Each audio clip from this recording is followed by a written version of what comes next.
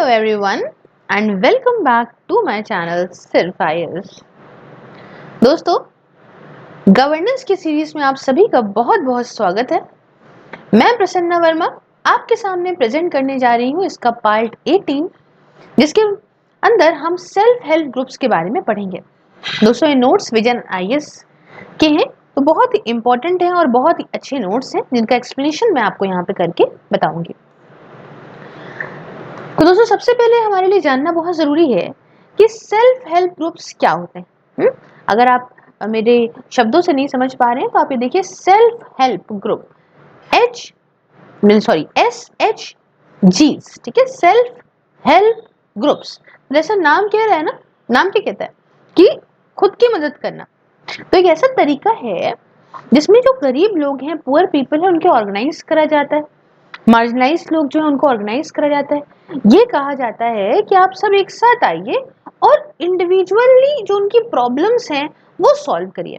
Simply self help groups एक ऐसा तरीका है, is a method organising the poor people and marginalised to come together to solve their individual problems, की जो भी उनकी दिक्कतें हैं उसे एक साथ मिलकर सॉल्व किया जाए। ऐसा तरीका है ये जिसका यूज करा जाता है सरकार के द्वारा भी, नॉन गवर्नमेंट ऑर्गेनाइजेशंस जिसके बारे में हमने लास्ट लेक्चर में बात करी थी, NGOs के द्वारा भी और दूसरों के द्वारा भी पूरे वर्ल्ड के अंदर।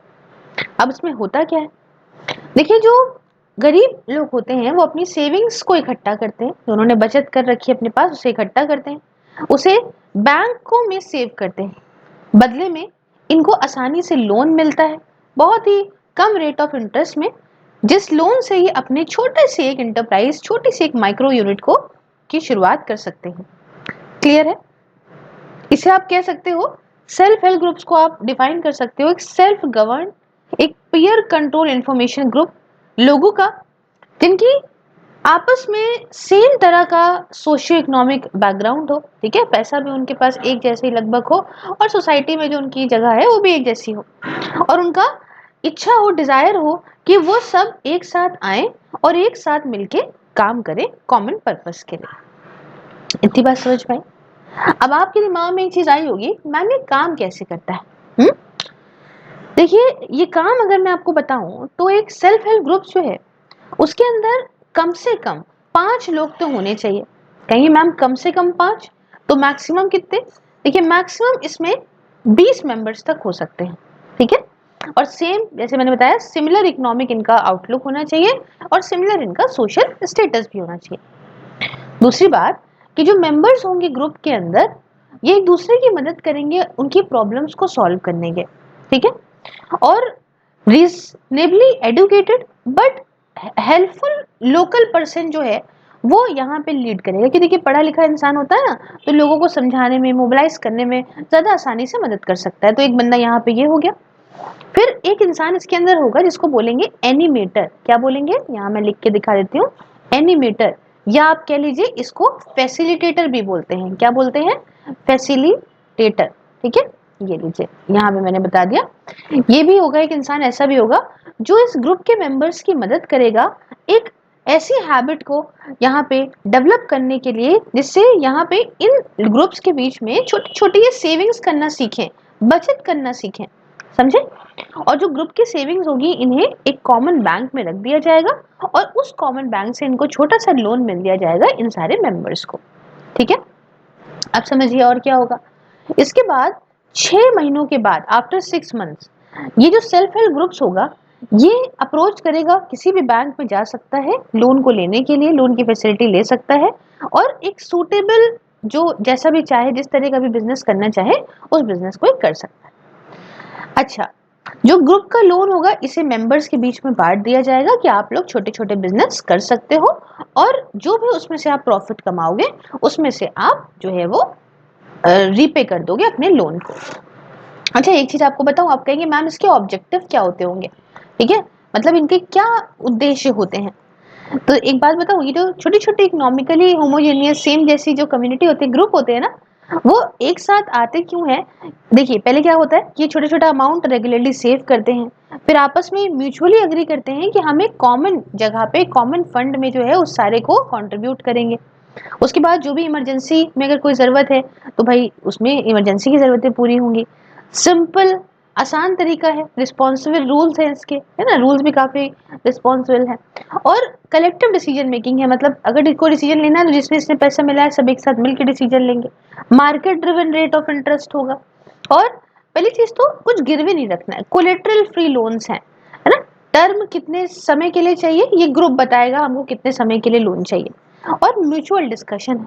तो ये सब इसके ऑब्जेक्टिव हैं। बढ़िया, अब आगे बढ़ते हैं। और आपके दिमाग में एक बात आई होगी कि मैम आखिरकार ये सेल्फ हेल्प ग्रुप्स की शुरुआत कहाँ से हुई, एवोल्यूशन के बारे में थोड़ा बताइए। देखिए, ये जो एवोल्यूशन है ना इन सेल्फ हेल्प ग्रुप्स का, एक ऐसा तरीका है जिससे एक ये एम्पावर करता है as long as history of development sector in India. देखिए, इसे ऑर्गेनाइज करा गया फॉर पॉवर्टी इरेडिकेशन, गरीबी को हटाने के लिए। और ये निकल के आया 7th 5 ईयर प्लान, जिस समय 1985 से 90, 1985 से 90 तक जो 7th 5 ईयर प्लान था उस दौरान ये उभर के आया। जो सेल्फ हेल्प ग्रुप बने ना, वो सेविंग्स के लिए, क्रेडिट के लिए, इनका लिंकेज जो था कमर्शियल बैंक से, इसकी शुरुआत अगर हम कहें तो भारत के अंदर इसकी शुरुआत हुई थी किससे, मैं यहाँ थोड़ा सा आप देख सकते हो, यहाँ लिखा हुआ है मायरदा से, that is Mysore resettlement and development agency से, जो कि एक एनजीओ था मिड 1980s में। हालांकि एज अ टूल, अगर इसको देखिए गरीबी को हटाने के लिए, ये इतना इंपॉर्टेंट हुआ जब रिजर्व बैंक ऑफ इंडिया ने एक सर्कुलर इशू करा 1992 में, लिंक करने के लिए करीब 500 ग्रुप्स को अंडर नाबार्ड SHG, मतलब NABARD self help groups bank linkage pilot programme के तहत, जो आप यहाँ पे देख सकते हो। और चीजें आगे बढ़ी, ये जो सक्सेस रही इसकी वजह से क्या हुआ, इससे जो सेल्फ हेल्प ग्रुप्स थे वो मेन स्ट्रीम में आए फाइनेंशियल लैंडस्केप के, खासकर इंडियन बैंकिंग सिस्टम के अंदर, विद अबाउट 94 मिलियन जो गरीब लोग थे वो बैंकों से लिंक हुए। कैसे, 7.5 मिलियन सेल्फ हेल्प ग्रुप्स के माध्यम से। और इनको कोलेटरल फ्री, मतलब गिरवी की कुछ रखे के बिना, किसी चीज को रखने के बिना ही इनको क्रेडिट मिल पाया, लोन मिल पाया। क्योंकि आपको मालूम है किसी भी बिजनेस को करने के लिए लोन एक बहुत बड़ी आवश्यकता है। गरीब जो औरतें थी इन सारे ग्रुप्स के अंदर, भारत के अंदर, इन्होंने फाइनेंशियली कंट्रोल करा बिजनेस को विद एन एनुअल टर्नओवर, आप यकीन नहीं मानेंगे कितना, कितना टा टना टना, देख रहे हैं 1 लाख करोड़, करीब 17 बिलियन डॉलर का। ये बहुत ज्यादा है, मल्टीनेशनल कोऑपरेशंस होते हैं ना उनसे भी ज्यादा है। इसके साथ साथ बहुत सारे इंडियन एनजीओज ने भी डिमॉन्स्ट्रेट करा, है ना, कि भाई ये इससे अगर हम एक साथ मिलकर काम करेंगे तो हम सोशल और इकोनॉमिक एम्पावरमेंट कर सकते हैं, गरीब आदमी को सशक्त बना सकते हैं हेल्थ के एरिया में। उसके साथ साथ जो कास्ट डिवाइड है, भेदभाव है, ये खत्म हो सकता है। औरत आदमी के बीच में जो ये जेंडर इनइक्वालिटीज है ये भी दूर हो सकती है।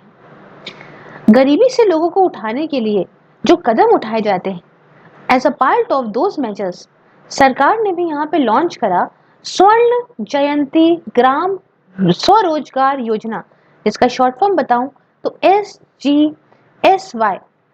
इस योजना की शुरुआत हुई अप्रैल 1999 में, जहाँ पे मेन जो एम्फेसिस डाला गया वो डाला गया कि सेल्फ हेल्प ग्रुप्स को चलिए फॉर्म करा जाए, सोशल मोबिलाइजेशन हो, लोग कई सारे साथ में आए, इकोनॉमिक एक्टिविटेशन हो माइक्रो क्रेडिट फाइनेंस के माध्यम से। इससे जो कामयाबी हासिल हुई, ये जो सक्सेस रही, इससे बहुत सारी भारी मात्रा में लोग अब एक साथ आने लगे और इस इनिशिएटिव को जन्म देने लगे। तो सरकार के द्वारा बहुत सारे लोग साथ में भी आए, और इसमें किसके माध्यम से आए, NRLM, बहुत फेमस मिशन है, नेशनल रूरल लाइवलीहुड मिशन, जो कि 2011 में आया। तो आपको एवोल्यूशन के बारे में तो मैंने बताया, इसके साथ अब हम बेनिफिट्स की बात करते हैं, सेल्फ हेल्प ग्रुप्स में क्या फायदे होते हैं। दोस्तों, मोटे मोटे तौर पे आप ये 4 बेनिफिट्स देख सकते हो कि easy to identify, similar socio economic profile, local area understanding, और can be developed at remote places. आइए समझते हैं इसका क्या है। कुछ एस्टिमेट के हिसाब से करीब 46 मिलियन जो गांव में रहने वाली गरीब औरतें हैं, इनको मोबिलाइज करा गया है इन सेल्फ हेल्प ग्रुप्स के आर्किटेक्चर के अंदर। ये ऑर्गेनाइजेशंस हैं, ये जो है एक इफेक्टिव तरीका है खासकर फाइनेंशियल इंटरमीडिएशन सोल्यूशन प्रोवाइड करने के लिए ऐसे एरियाज में जहां पे औरतों के पास गांव में बैंक की फैसिलिटी नहीं होती। दूसरी बात कि सोशो इकोनॉमिक जो फायदे होते हैं इसके अंदर इकोनॉमिक सेल्फ इंडिपेंडेंस है, पार्टिसिपेशन है जो गांव की चीजें हैं उनके अंदर, और अवेयरनेस है अबाउट एजुकेशन, इसमें पढ़ाई लिखाई को लेके भी लोगों में जागरूकता दी जाती है। नेशनल रूरल लाइवलीहुड मिशन के अंदर खासकर अटेंशन दी जाती है उन औरतों को जो गरीबी रेखा से नीचे, दैट इज पॉवर्टी लाइन के नीचे रह रही हैं। जो स्कीम है इसका मेन फोकस ये भी है कि हम कैपेसिटी को और बढ़ाएं, कैपेसिटी को बिल्ड करें और प्रॉपर इंस्टीट्यूशनलाइजेशन करें सेल्फ हेल्प ग्रुप्स का। इसने सोशल मोबिलाइजेशन भी किया है, इंस्टीट्यूशन बिल्डिंग भी की है, कम्युनलाइजेशन भी हुआ है और ह्यूमन रिसोर्सेज को भी क्रिएट किया है। दोस्तों, रेगुलर जो प्रोसेस है इस ग्रुप की मीटिंग्स का, इससे औरतों को काफी मदद मिली है सोशल कैपिटल को बिल्ड करने में। इससे फैमिली का स्टेटस भी रेज हुआ है और सोसाइटी का भी। दोस्तों, इकोनॉमिक एम्पावरमेंट मदद करता है डिसीजन को लेने में फैमिली के। 10 ये मदद करता है जो पैट्रियार्की है ना कि हमेशा बाप बाप के बाद बेटा, बेटे के बाद बेटा, इस चीज को ब्रेक करने में और औरतों को भी आगे बढ़ाने में। दोस्तों, एक रिसर्च हुई, उस रिसर्च में देखने को मिला कि जो औरतें पार्टिसिपेट करती हैं, प्रैक्टिस कर रही हैं इन पार्टिसिपेटरी लर्निंग में और एक्शन में, उसमें देखने को मिला कि 40 उसमें यहाँ पे इसने शो किया 49% मैटरनल मोर्टेलिटी में भी रिडक्शन देखने को मिला और 33% रिडक्शन देखने को मिला नियोनेटल मोर्टेलिटी में, जो बच्चे एकदम से पैदा होते हैं, मर जाते हैं कुछ वक्त के अंदर, साल भर के अंदर। अच्छा, तो अब आप कहेंगे मैम इतना ही सब कुछ खूबसूरत होता तो आज इन सब में कोई दिक्कत ही ना होती, तो आप हमें कुछ इश्यूज भी तो बताते जाइए कि जनरल इश्यूज क्या रिलेटेड है इन सेल्फ हेल्प ग्रुप से। तो सबसे पहले तो एग्रीकल्चर इशू एक्टिविटीज के बारे में बताना चाहूंगी। ज्यादातर ये जो सेल्फ हेल्प ग्रुप्स हैं ये काम करते हैं लोकल लेवल पे और एग्रीकल्चर एक्टिविटीज में इंगेज होते हैं। ये जो गांव दराज में अगर हम कहें तो सेल्फ हेल्प ग्रुप्स जो रूरल एरियाज में है, इन्हें नॉन एग्रीकल्चर बिजनेस में भी इंट्रोड्यूस होना पड़ेगा एंड इन्हें एक state of the art machinery को प्रोवाइड करना पड़ेगा। दूसरा है लैक ऑफ टेक्नोलॉजी। ज्यादातर जो सेल्फ हेल्प ग्रुप्स हैं ये काम करते हैं जहां पे कोई ज्यादा टेक्नोलॉजी ही नहीं होती। तीसरी है एक्सेस ऑफ मार्केट। साथ में जो गुड्स प्रोड्यूस करे जाते हैं इन ग्रुप्स के द्वारा, इनका कोई बड़ी मार्केट प्लेस से एक्सेस ही नहीं होता, तो कैसे बेच पाएंगे सही से। चौथी दिक्कत है पुअर इंफ्रास्ट्रक्चर की। तो ये सारे जो ग्रुप्स हैं ये सिचुएटेड हैं रूरल और फार रीच एरियाज में, जो कनेक्टिविटी जहाँ पे बहुत नहीं होती है रोड या रेलवेज के माध्यम से, या लाइट मतलब इलेक्ट्रिसिटी भी एक बहुत बड़ा वहाँ पे इश्यू रहती है। फिर दिक्कत आती है ट्रेनिंग और कैपेसिटी बिल्डिंग की। दोस्तों, ज्यादातर ये जो ग्रुप्स हैं वो अपने खुद से ही काम करते हैं बिना किसी आउटरीच के from state for skill development and capacity building के लिए। इसके साथ पॉलिटाइजेशन की बात करें तो पॉलिटिकल एफिलिएशन और इंटरफेरेंस ये बहुत बड़ी सीरियस प्रॉब्लम बन गई है इन ग्रुप्स के साथ। पॉलिटिकल एफिलिएशन ये एक बहुत बड़ा मेजर रीजन है जो ग्रुप्स में आपस में दिक्कत पैदा हो जाती है। उसके साथ क्रेडिट मोबिलाइजेशन की भी एक प्रॉब्लम है। एक स्टडी में दोस्तों ये देखने को मिला है करीब 48% जो मेंबर्स हैं ये उधार पैसा ले लेते हैं, बोरो करते हैं मनी वहाँ के लोकल मनी लेंडर्स से, रिलेटिव्स से या फिर अपने आसपास के पड़ोसी से। क्यों? क्योंकि इनके पास उतना जरूरत भर का लोन नहीं मिल पाता फ्रॉम द ग्रुप्स। साथ में भाई जो पैसा ग्रुप लिया और होल्ड कर लिया पैसा, तो ऐसे कि भाई मेंबर्स को नहीं प्रोवाइड कर पाए काम के लिए, तो ये भी चीजें देखने को मिली हैं। साथ में एक सिस्टम ऑफ मॉनिटरिंग की भी प्रॉब्लम है। ये जो जनरल रिपोर्ट है प्रोग्रेस के इन ग्रुप्स को लेके, वो ये दिखाती है कि ग्रोथ जो है और स्प्रेड जो है इन ग्रुप्स का बिना सवाल के, बिना without questioning the process and internal health of the groups. दोस्तों, लास्ट प्रॉब्लम बात करें तो हम लाइवलीहुड प्रमोशन की है।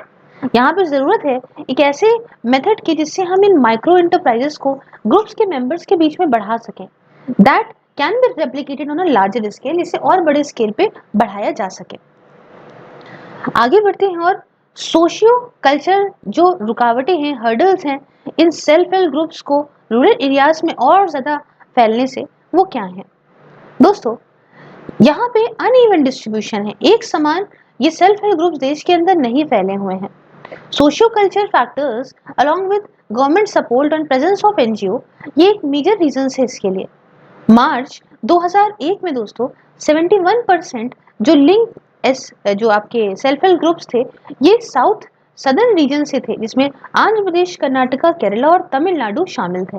वाइल जो पुअर परफॉर्मिंग स्टेट्स थी, वहां पे वो सारे स्टेट पे थी जहां पे बहुत सारे गरीबी के इंसिडेंट्स थे, जैसे कि यूपी और Bihar.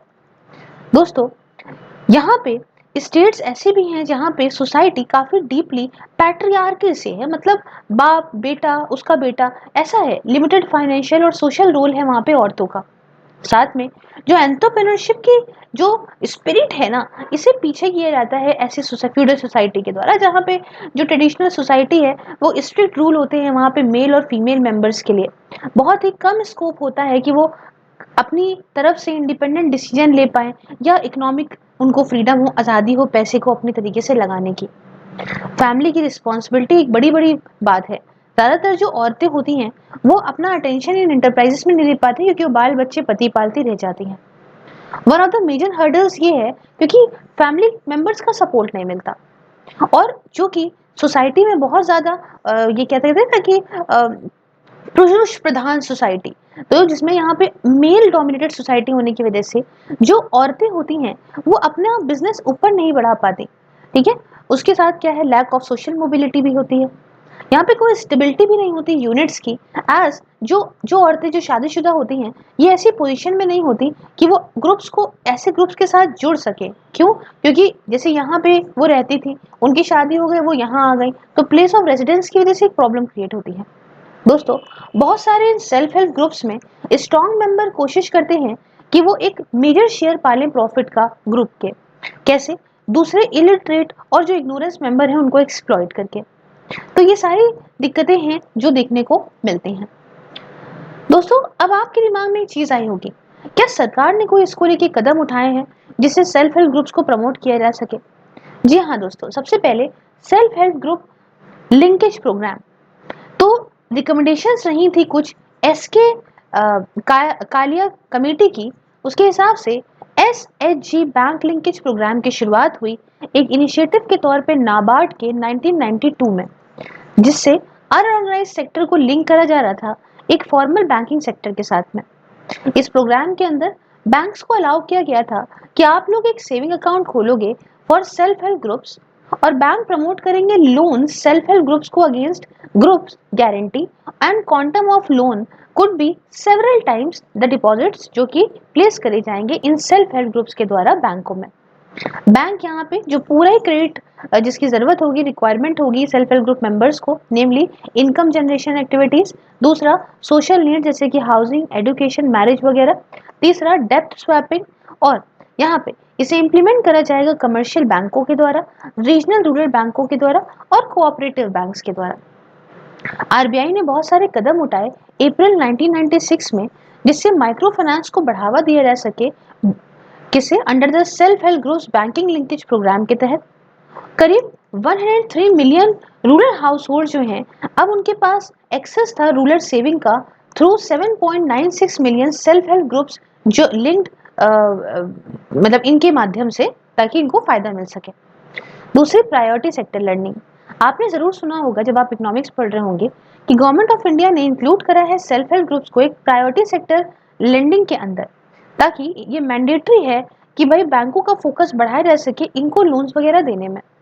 Bank credit to members of self help groups ये एलिजिबल होता है प्रायोरिटी सेक्टर एडवांस के अंदर अंडर रिस्पेक्टिव कैटेगरीज, जैसे कि एग्रीकल्चर के लिए, माइक्रो और स्मॉल मीडियम एंटरप्राइज, इसके साथ सोशल इंफ्रास्ट्रक्चर और अदर चीजों के लिए। इन ग्रुप्स को अलाउ करा गया कि आप ग्रेन बैंक्स भी रन कर सकते हो, ताकि फूड सिक्योरिटी को सिक्योर कर सको आप फूड एंड केयर रीजन्स में। तीसरी बात करते हैं हम प्रियदर्शनी स्कीम के बारे में। ये नाबार्ड के साथ है as a nodal agency, and इसका एम है कि औरतों को सशक्त बनाना है, मजबूत बनाना है, एंड लाइवलीहुड को बढ़ाना है इन सेल्फ हेल्प ग्रुप्स के माध्यम से। इसके अलावा दीनदयाल अंत्योदय योजना, ये नेशनल रूरल लाइवलीहुड मिशन जो है, ये भी कोशिश करता है कि गरीबों को यहाँ पे रूरल पॉवर्टी से को एलिवेट करा जाए। कैसे? एक सस्टेनेबल कम्युनिटी इंस्टीट्यूशंस को बना के गरीबों के लिए। ये मिशन जो है वो क्लोजली मिलकर काम करता है डिपार्टमेंट ऑफ फाइनेंशियल सर्विसेज के साथ, रिजर्व बैंक ऑफ इंडिया के साथ और इंडियन बैंक एसोसिएट के साथ, ताकि एक बैंक क्रेडिट प्रोवाइड कर सके सेल्फ हेल्प ग्रुप्स को। दोस्तों, financial year 2017-18 has seen more than, इसने 82 लाख से भी ज्यादा मतलब हाउस होल्ड मोबिलाइज हुए थे ये 6.96 लाख सेल्फ हेल्प ग्रुप्स में पूरे देश के अंदर से। मोर देन 4.75 करोड़ जो औरतें थी, इनको भी मोबिलाइज करा गया था करीब 40 लाख सेल्फ हेल्प ग्रुप्स में। मिशन ने एक इंटरेस्ट सबवेंशन भी दिया था औरतों को इन ग्रुप्स की, जो बैंक लोन लेती करीब 3 लाख रुपए तक का, कि ताकि कॉस्ट जो है बोरो करने की उसको सब्सिडाइज हो सके। दोस्तों, इंटरेस्ट सबवेंशन इफेक्टिवली रिड्यूस करता है कॉस्ट ऑफ बोरोइंग को 7% पर एनम से। और लास्ट बट नॉट लीस्ट, यहाँ पे महिला किसान सशक्तिकरण परियोजना, ताकि एग्रो इकोलॉजिकल प्रैक्टिसेस को बढ़ाया जा सके और औरतों के मतलब विमेन फार्मर्स की इनकम बढ़ाई जा सके और इनपुट कॉस्ट और रिस्क को कम किया जा सके। इसके चलते दीनदयाल जो अंत्योदय योजना NRLM है, ये इसका जो मिशन है इसे इम्प्लीमेंट करता है ये महिला किसान सशक्तिकरण परियोजना को भी। एज अ मार्च 2018 में मोर देन 33 लाख और जो विमेन फार्मर्स थी, इनको सपोर्ट मिला इस स्कीम के माध्यम से। अब एक बात आती है कि मैम थोड़े सजेशंस बता दीजिए जिसके माध्यम से यहाँ पे इम्प्रूव करा जा सके working in self help groups की। दोस्तों, पहली चीज तो एक इंटीग्रेटेड अप्रोच की जरूरत है, ताकि ओवरऑल जो पैसे की जरूरत है क्रेडिट की नीड्स से गरीब फैमिली को in terms of backward linkage वो पूरी हो सके with technology and forward linkage with the process and marketing organisations के माध्यम से। दूसरी बात, क्रेडिट की तो जरूरतें प्रोवाइड करी जाती हैं फॉर डाइवर्सिफाइड एक्टिविटीज जैसे income generating livelihood activities, productions, housing consumption loan and against sudden calamities. तीसरी बात, डिलीवरी सिस्टम को भी बहुत अच्छा करना होगा और ये फटाफट से फाइनेंशियल जरूरतों जब भी हो फार्मर्स की उस टाइम पे रिस्पॉन्ड करे, ऐसा बनाना होगा। चौथे नंबर पे ट्रेनिंग प्रोग्राम्स जो कि मैनेजमेंट को लेके हो, फाइनेंसेस की, अकाउंट्स को मेंटेन करने को लेके, प्रोडक्शन और मार्केटिंग एक्टिविटीज को लेके, इस तरह के ट्रेनिंग प्रोग्राम्स चलवाने होंगे। साथ में सिंप्लीफाई करना होगा पूरा प्रोसेस लोन्स को देने का। इसका मतलब कि रिड्यूस करना नंबर ऑफ क्वेश्चंस को to important non repetitive ones. चौथी बात कि एक जेंडर सेंसिटाइजेशन ट्रेनिंग देना बैंक के स्टाफ को, ताकि they are sensitise to needs of rural clients, खासकर औरतों के लिए। और उसके आखिरी में कि एक एडिक्वेट इंश्योरेंस कवरेज की बहुत ज़रूरत है बिजनेस यूनिट्स को जो प्रमोट करे जाते हैं सेल्फ हेल्प ग्रुप्स के माध्यम से, कि अगर मान लीजिए कभी फाइनेंशियल लॉसेस आ जाते हैं तो ऐसे टाइम पे ऐसे एंटरप्रेन्योर्स को बचाया जा सके, उनके इंटरेस्ट को बचाया जा सके। दोस्तों, सेल्फ हेल्प ग्रुप्स की उसमें बस इतना ही, और बाकी हम कंटिन्यू करेंगे चीज़ों को अगले लेक्चर में, जिसमें हम aid and private funding in development के बारे में जानेंगे।